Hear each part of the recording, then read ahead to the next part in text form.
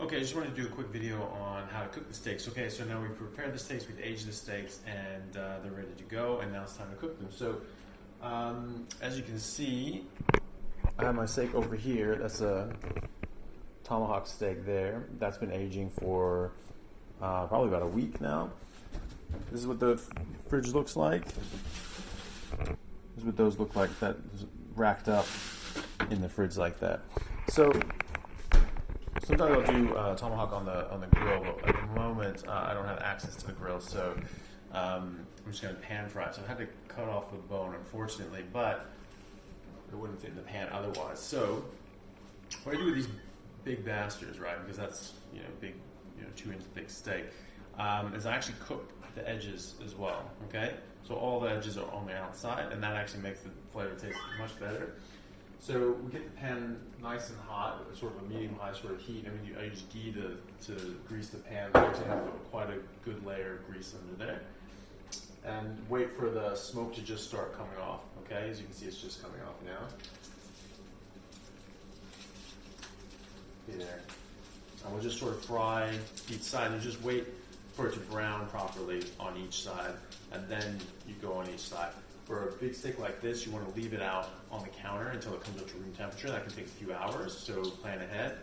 And if it's at room temperature and you're cooking at sort of a medium-high temperature where it's just sort of getting a smoke point of ghee or other fat, then you should have about 3 minutes on each side.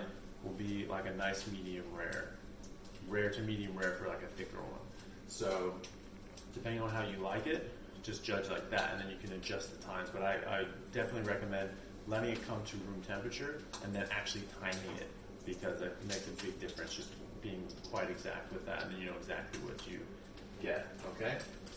So we'll grill the sides, and then I'll show you cooking the flats, okay? Okay, so here we are. We've just flipped the steak. As you can see, it's sort of like nice and crusty, like on the sides there, sort of cooked there on those sides, there as well. I just cooked it on for 4 minutes on this side, just because I wanted it a bit more sort of crispy on that side. And then what you do, so now I'm cooking on the other side. I've got it timed again for 4 minutes. What you do is you take some of the fat in the pan and you pour it over, okay? This is a bit difficult doing this one-handed. Normally you want to tip the pan up and sort of get better spoonfuls, but you can still sort of do it. So you keep doing this. This helps with browning. All right, that's a Maillard reaction. I talked about that in some of my other videos, but that's what's going on here, okay? So it helps with that browning, helps with the flavor, and the texture as well. It sort of gets like a crispy sort of shell to it, which is actually really good. It sounds sort of weird, but it's actually really good. So you do this, and as soon as that's done, we'll let it rest. Okay, now we've got the steak off the pan, just 4 minutes on each side, and then dripping the hot fat over the top side to help brown it. Just putting it out here, and we're going to let it rest for 10 minutes. Okay, so we've let this rest for 10 minutes now. The reason we're doing that is because when you're cooking this drives the myoglobin away from the outside of the meat, sort of forces that into the center of the meat. And then if you cut that early, that myoglobin doesn't have a chance to reset in the meat itself, and so it'll just fall out. And so this is where you have like a juicy steak. Well, it was juicy, but that's actually all poured out onto your plate now.